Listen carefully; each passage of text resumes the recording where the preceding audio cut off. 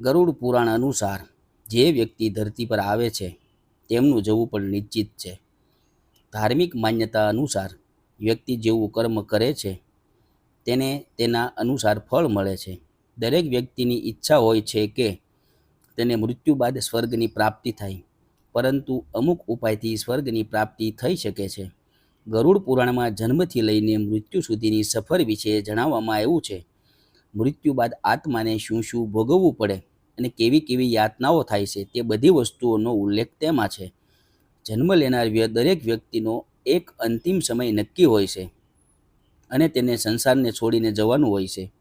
હિન્દુ ધર્મમાં માન્યતા છે કે વ્યક્તિનો આત્મા તેના કર્મોના આધાર પર સ્વર્ગ કે નરકના સ્થાન મેળવે છે. ગરુડ પુરાણમાં જણાવવામાં આવ્યું છે કે કેવી રીતે આત્માને સીધું વૈકુંઠ ધામમાં સ્થાન પ્રાપ્ત થાય છે.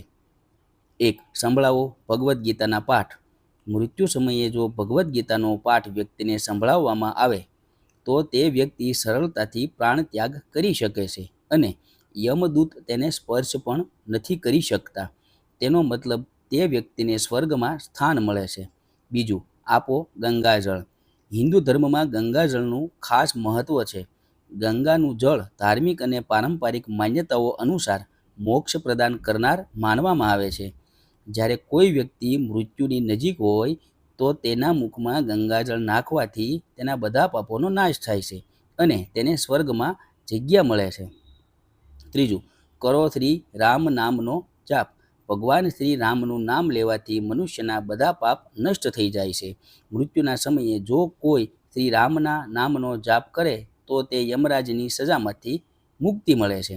જ્યારે લાગે છે કે છેલ્લો સમય આવી રહ્યો છે તો તે સમયે ગંગાજળથી સ્નાન કરાવવું. મુખમાં રાખો તુલસી. હિન્દુ ધર્મમાં તુલસીનું ખાસ મહત્વ છે. આ ખૂબ જ શુભ માનવામાં આવે છે. તેના પાનને પણ મોતના સમયે મરનાર વ્યક્તિના મુખમાં રાખવાથી તેનો અંત સુખમય થાય છે અને તેની આત્માને સ્વર્ગમાં જગ્યા મળે છે. મિત્રો, આજની વાર્તા તમને કેવી લાગી તે કમેન્ટમાં જરૂર જણાવજો અને પસંદ આવી હોય તો વિડીયોને લાઈક, શેર અને સબસ્ક્રાઈબ જરૂરથી કરજો. હર હર મહાદેવ.